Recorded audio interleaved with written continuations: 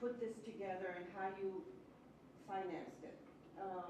So the idea is this is the beginning of it, and then the idea would be to spread across the country. And so see how your model, how you got it together, and how difficult was it? Is it easy? How did you get that going, the financing of it? Right. I mean, to be honest with you, Lisa, this is very much a tiny experiment. We think it may be replicable and scalable. We know it's replicable because others, as I say, there are a number of other communities that have begun these activities with very different business models. So to your question about kind of the financing, our business model has been essentially university-centric, which is to say, what can a research university do to both advance its own interests in the research area and the priorities of the community around us. In a number of other communities, there are other drivers for gigabit services. Some of it is utility company driven. Some of it is city hall driven. Some of it is economic development. I mean, again, there's probably for each of the 6 communities that I know of that are engaged in fiber to the home projects, and this is to say not just fiber to the home, there are over 130 communities with their own community networks. But the 6 that I know that are offering up to gigabit services, there are different, at least 6 different business models that are out there.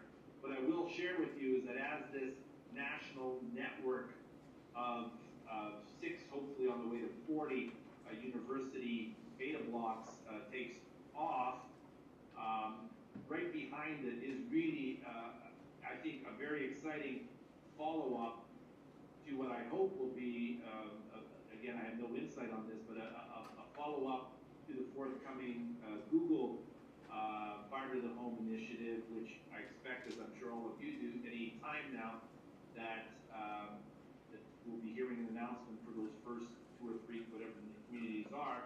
I'm hoping in a synergistic kind of way that we can begin to create demand-side need aggregated across these 40 university communities that we're targeting to see if we can't get the provider community, including obviously Google after their announcement, but also all the usual important colleagues in the telecommunications industry, as well as many new startups in this effort, to engage. I would say, to be clear, one of the things that we learned, Alicia, was this is not easy to do, and I would recommend any university get into the little white truck and into the telecom business with a big utility belt. This was tough slogging. It was good that we had students. It was good that we had technology partners from all over the world. The customer premise equipment that we're using is actually from the Netherlands. The fiber bundle that we used was a brand new spec fiber bundle from Corning, and they were incredibly generous. Cisco was amazingly generous in providing us engineering support as well as electronics at the distribution layer to try to pilot this activity, as well as access to our ECS faculty to look at the logs for what kind of bandwidth consumption was going through, to be able to trace that as a research project. I could go on, but the bottom line there is that this is not a project for community organizations and universities to do on a sustaining basis.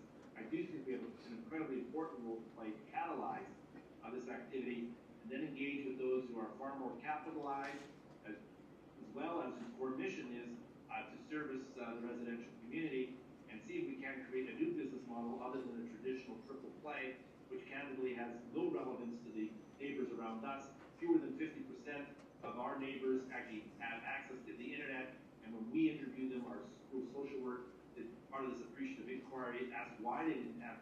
It basically came down to saying it just wasn't relevant to their lives. The program that we're engaged in is absolutely targeting or seeking to target relevance. Thank you. Thank you. So, well, I wanted to offer Bob a chance, but if he does... Wait, okay. Any questions from the audience for Lev? Arlene has a question. And then this whole session is... Really? I'm surprised. I know. It's shocking. Good morning. Good morning, Lev. Can you hear me? Good. Once again, you've raised the bar for all of us in your visions, and we're trying to carry on some of what you established here. My question relates both to the Case Connect project and the One Community project. We've been very lucky at our conference here. We've had elected officials and representatives come, but let's talk about the people part. And how did you get this array of partners, each with their own, its own or their own interest, to communicate, to collaborate, and to support? And then there was some comments to me by some of the telecom providers, not here during your presentation, but prior, is how come these universities are doing these services with taxpayer money when the telecom providers are the ones who know how to deploy, maintain, and provide services? So I have two different questions here. All right, well, let me try to tackle the first one. And by the way, that bagel or whatever it is by the person on your right, Darlene, across the aisle, that looks really good.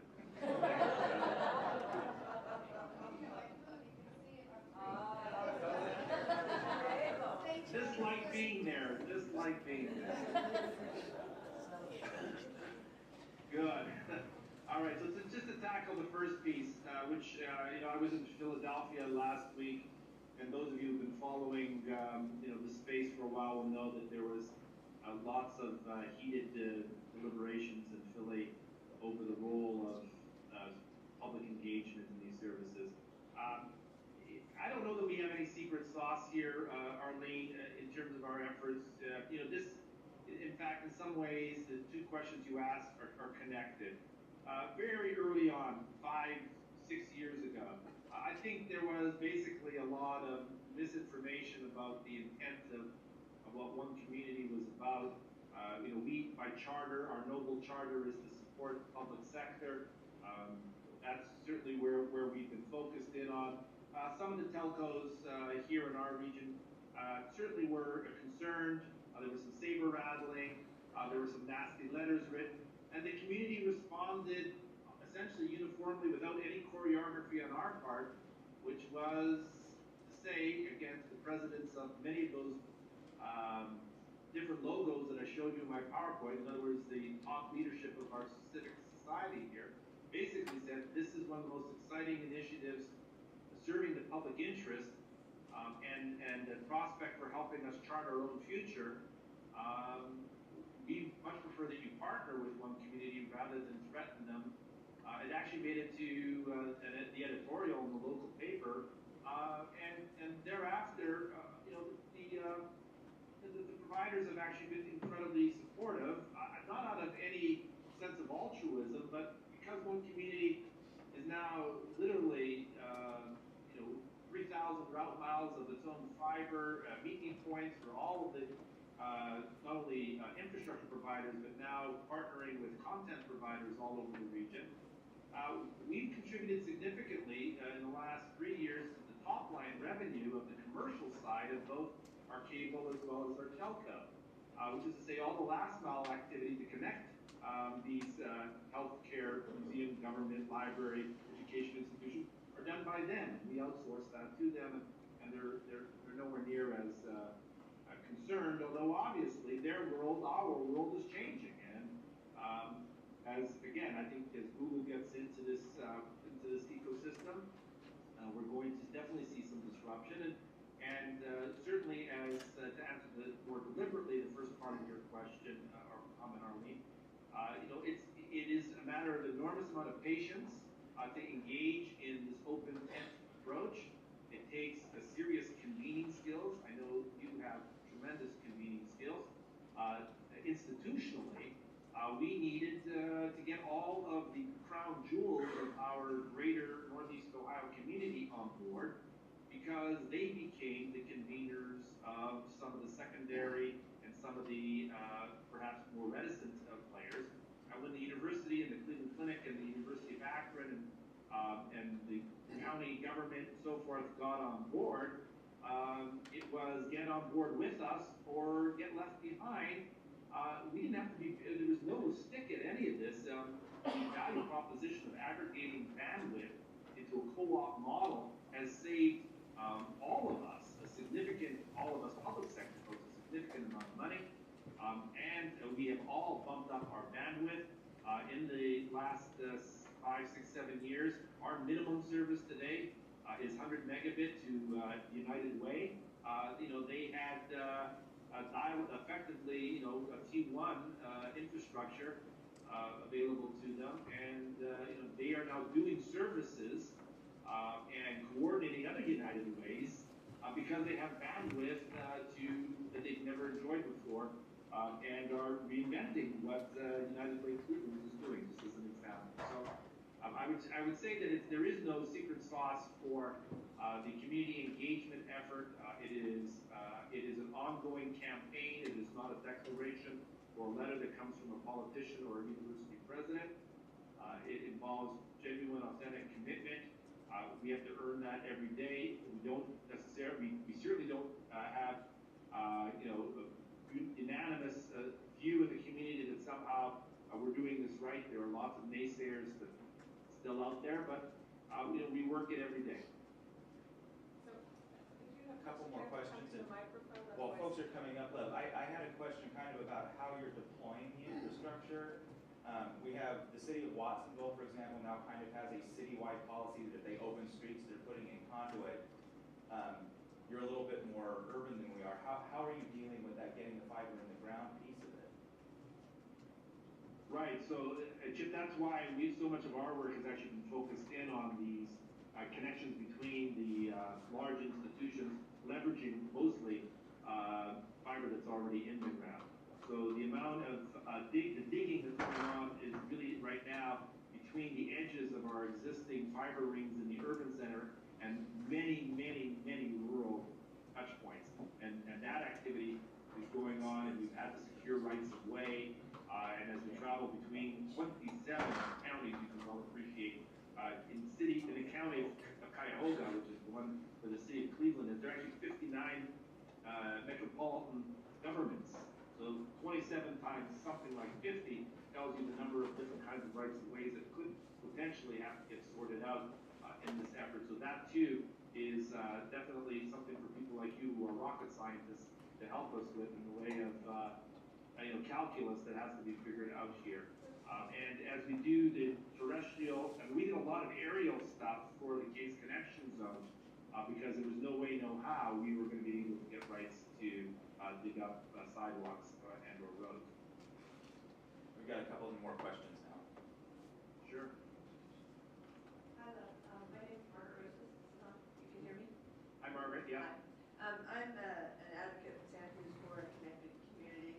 Trying to figure out how to tell you who I am, but that's essentially what I'm doing here.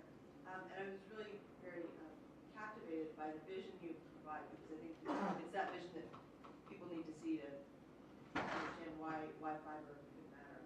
And so one thing I'm super curious about is if you're sharing analytics by way of data visualization back to the community to kind of show, because you're essentially collecting tons of data right now. And I think projects like Google Trends and a researcher at MIT, Deb Roy, and the work he's doing with video, and sharing that kind of data out can really start to show people the value of data and why we should care about collecting data and sharing it back out in a way to make them feel less vulnerable about the security issue. That's my question.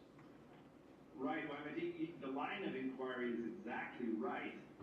And the way we've tried to attend to it is actually trying to focus in on behavioral change associated with some of the initiatives. So certainly focusing in on energy, which is something that we are very concerned with here, not only about sustainability, but the and statement, which is to say also the economics of it.